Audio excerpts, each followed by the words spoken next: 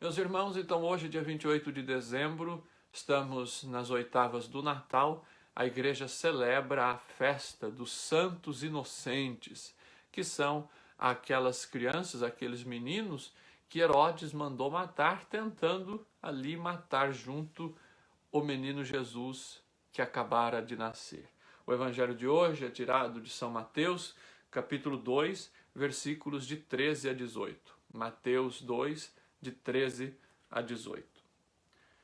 Após a partida dos magos, eis que o anjo do Senhor manifestou-se em sonho a José e lhe disse: Levanta-te, toma o menino e sua mãe e foge para o Egito. Fica lá até que eu te avise, porque Herodes procurará o menino para o matar. Ele se levantou, tomou o menino e sua mãe durante a noite e partiu para o Egito. Ali ficou até a morte de Herodes, para que se cumprisse o que dissera o Senhor por meio do profeta: Do Egito chamei o meu filho. Então Herodes, percebendo que fora enganado pelos magos, ficou enfurecido e mandou matar em Belém e todo o seu território todos os meninos de 2 anos para baixo, conforme o tempo de que havia se certificado com os magos. Então cumpriu-se o que fora dito pelo profeta Jeremias.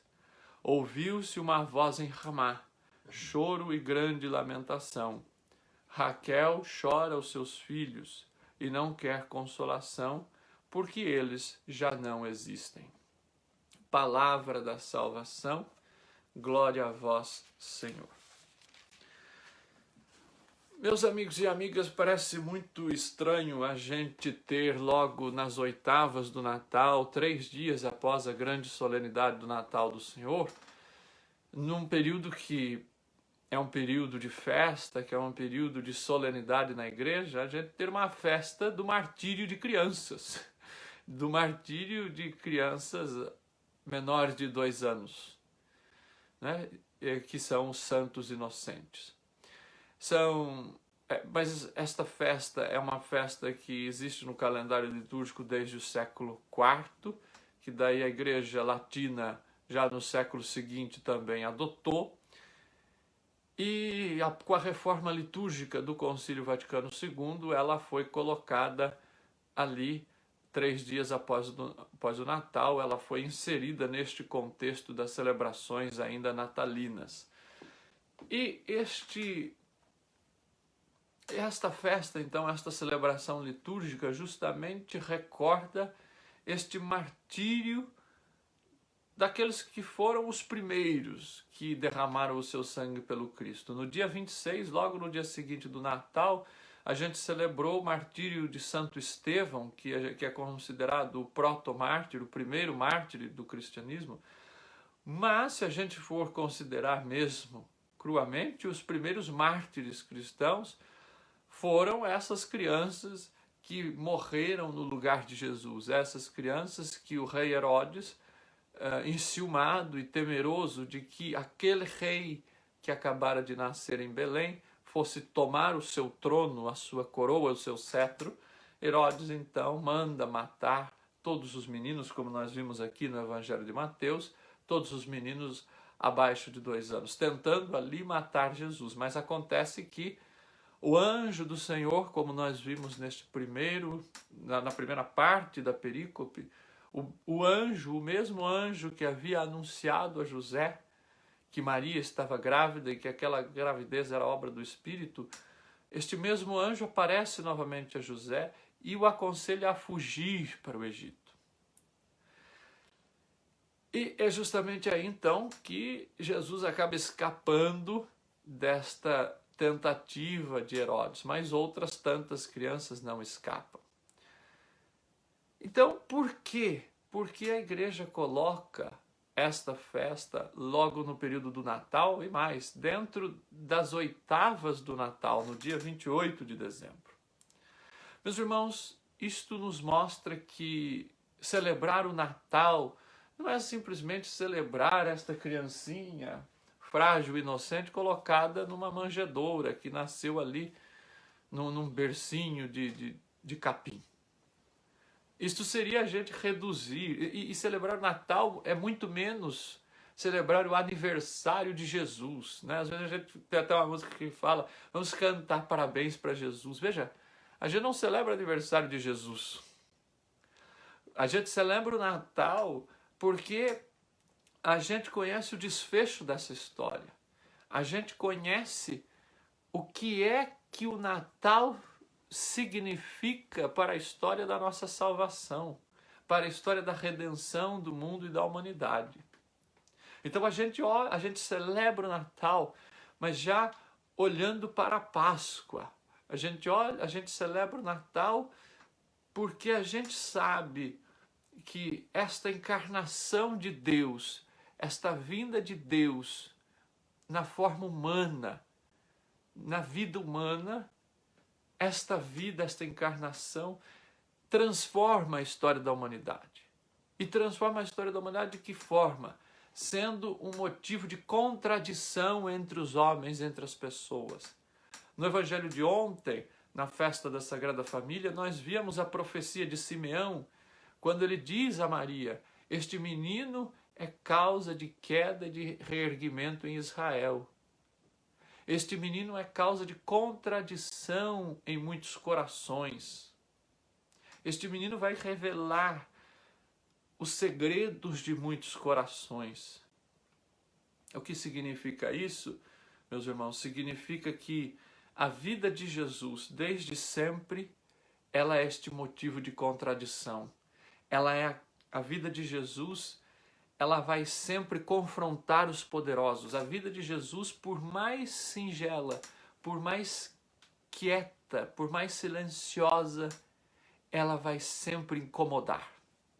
Então, celebrar o mistério do Natal não é celebrar o aniversário de Jesus, mas é celebrar todo o mistério da sua vida, da sua pessoa, da sua história, aquilo que ele vem realizar no mundo. E ele vem justamente para realizar aquilo que Maria cantou no seu Magnífica. Ele derrubou os poderosos de seus tronos e elevou os humildes.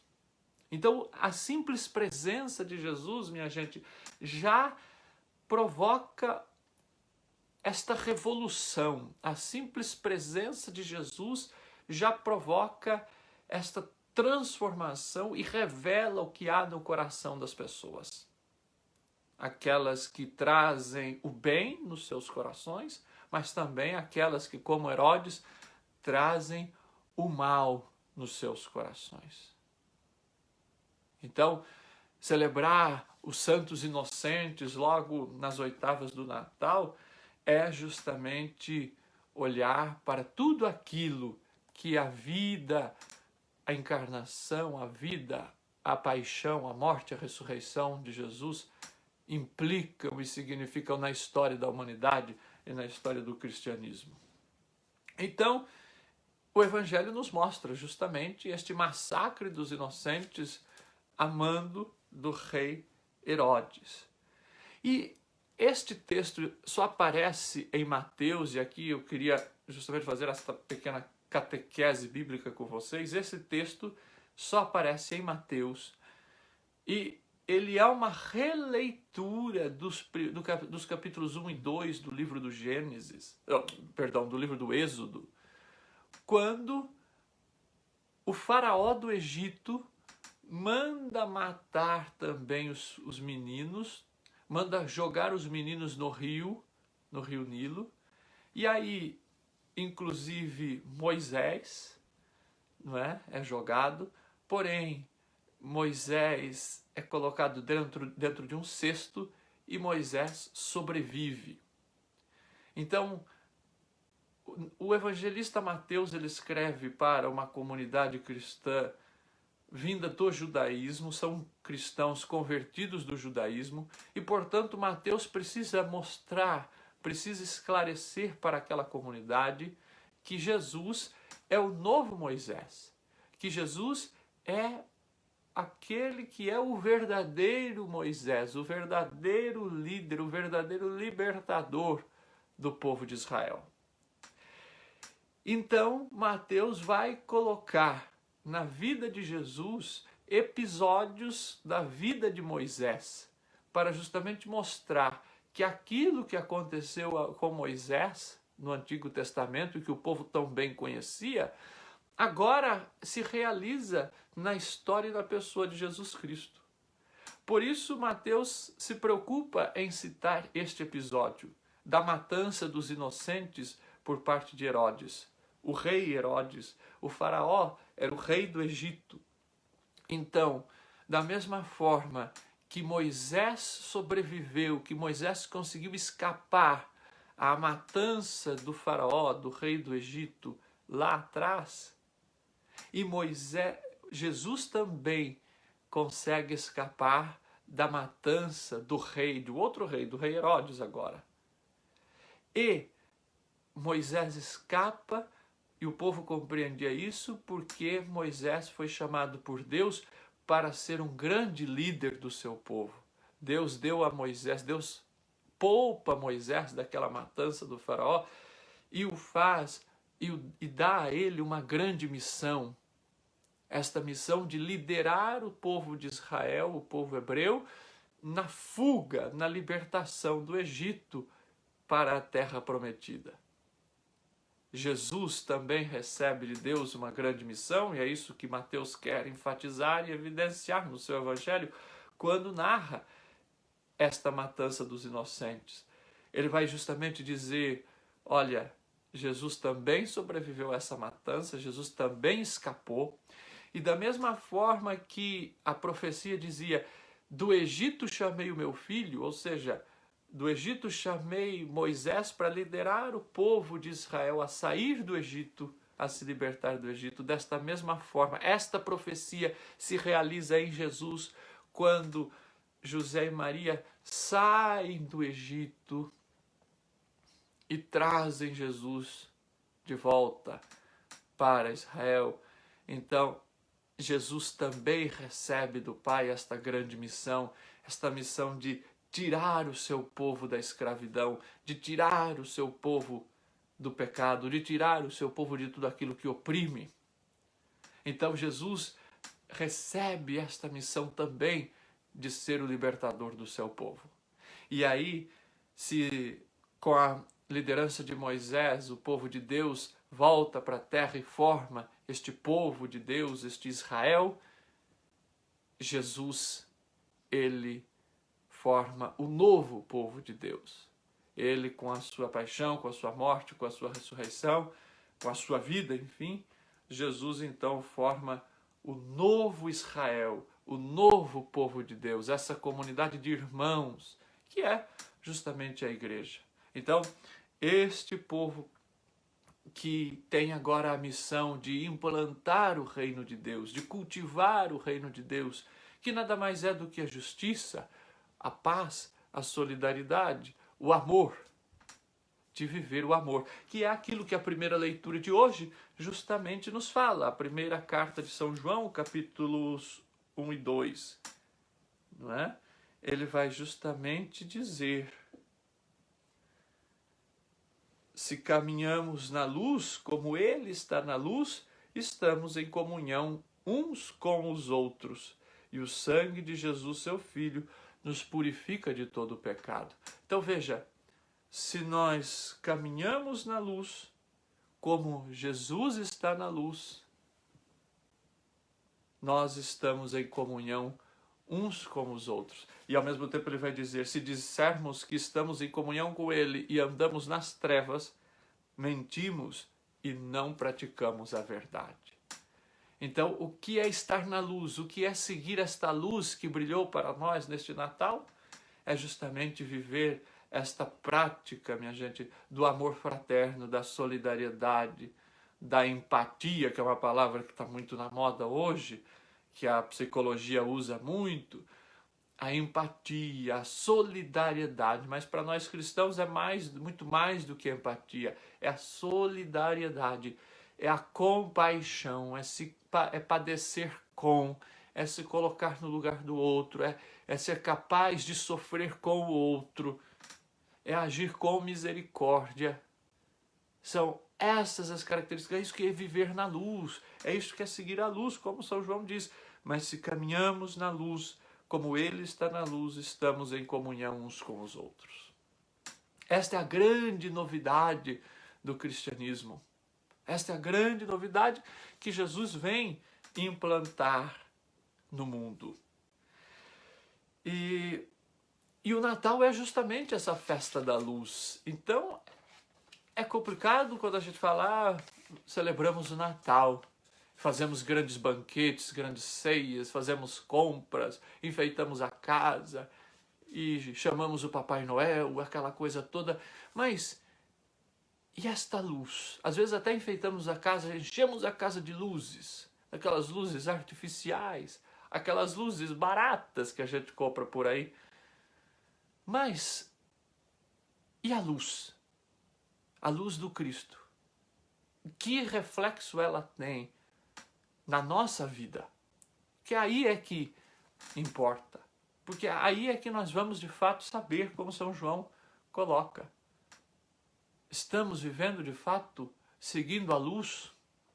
Ou continuamos nas trevas do egoísmo, nas trevas da soberba, nas trevas da inveja, nas trevas dos ciúmes, nas trevas deste isolamento. A gente vive nesse período de isolamento social que é nos pedido para evitar a propagação da Covid, né, do coronavírus, mas este isolamento é o isolamento necessário. O problema é que nós muitas vezes usamos esta necessidade do isolamento social como um pretexto para nos isolarmos das nossas responsabilidades. Ou então a gente não quer viver o distanciamento social porque a gente quer estar ali envolvido com todo mundo, perto de todo mundo, mas a gente está perto, mas não está próximo. Porque se a gente fosse próximo, a gente estaria se importando com a vida do outro, né? Com a vida do outro que corre perigo. Então, a união com Deus, meus irmãos, nos faz caminhar nesta luz e se reconhece pelo amor fraterno. Para a gente saber se estamos de fato seguindo a luz que nasce no Natal, aquela luz que clareia as trevas, que dizia a primeira leitura da noite do Natal. O mundo que andava nas trevas viu uma grande luz. Mas nós, cada um de nós cristãos, somos esta pequena luz. Este pequeno reflexo da única luz que é a luz do Cristo que nasce. Esta luz que é capaz de brilhar ali onde parece não haver saída, onde parece não haver solução. Agora, pensando nos santos inocentes, quem são estes santos inocentes do mundo de hoje?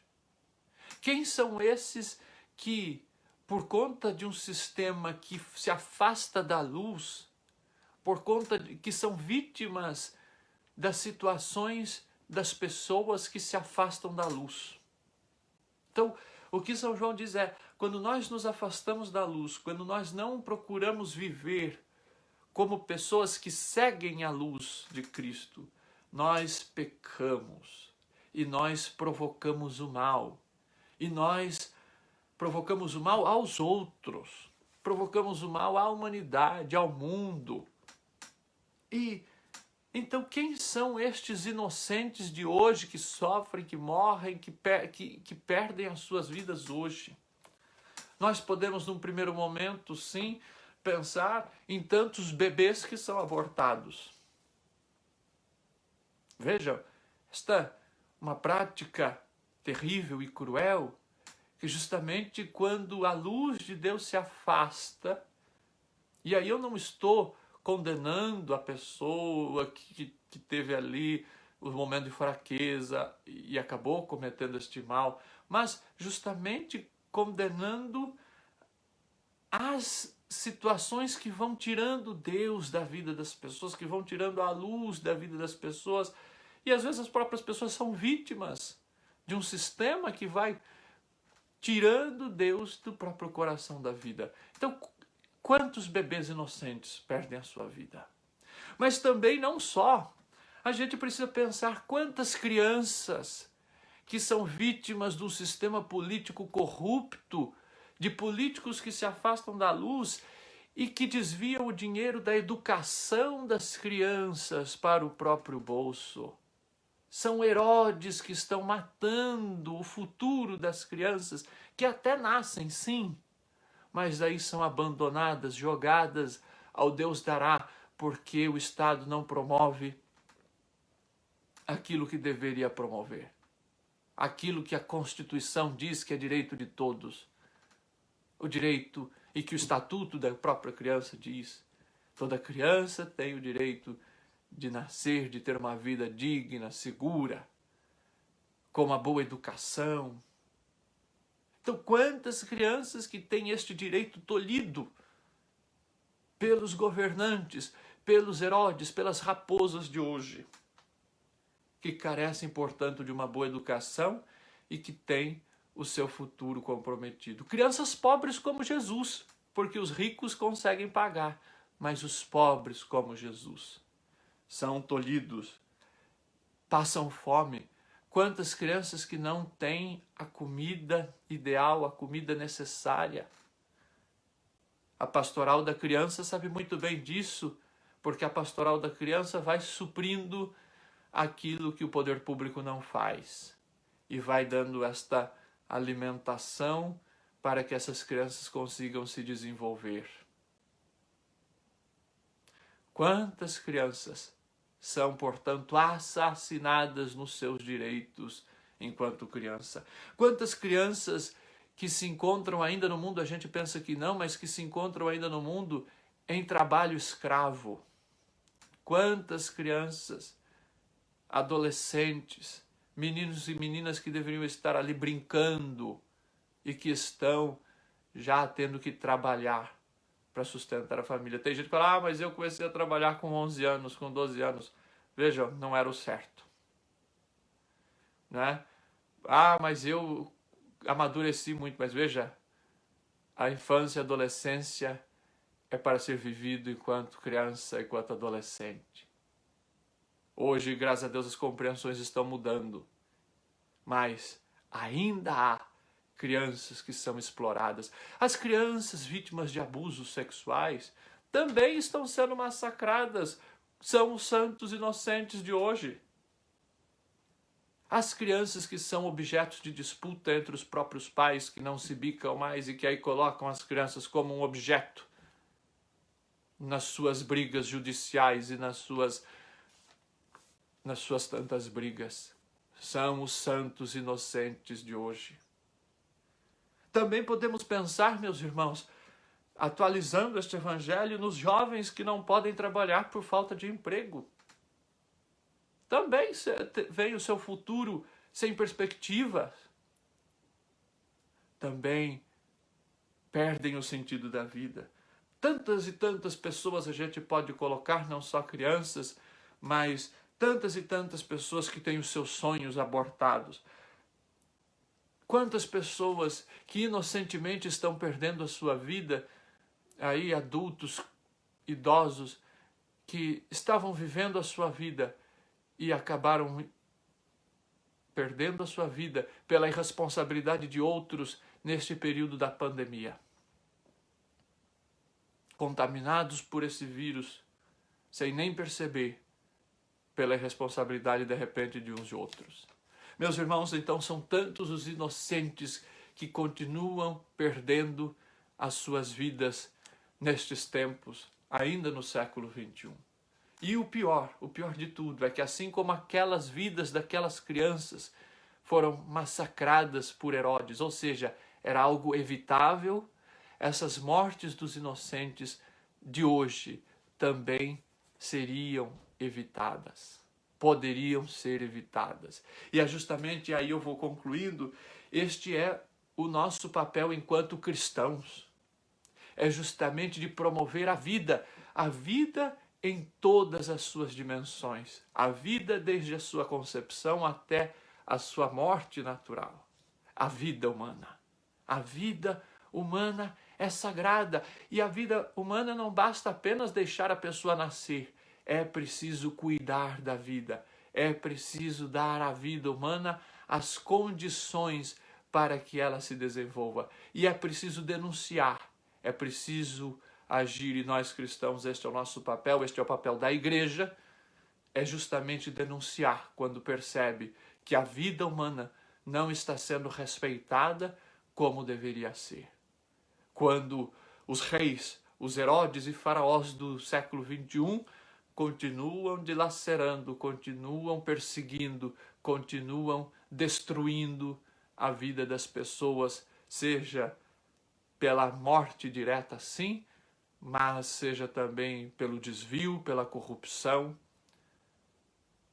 pela omissão naquilo que são as suas responsabilidades enquanto poder público e do nosso enquanto cristãos, seguidores de Jesus Cristo, que devemos portar em nós esta luz do Natal, esta luz para iluminar a todos.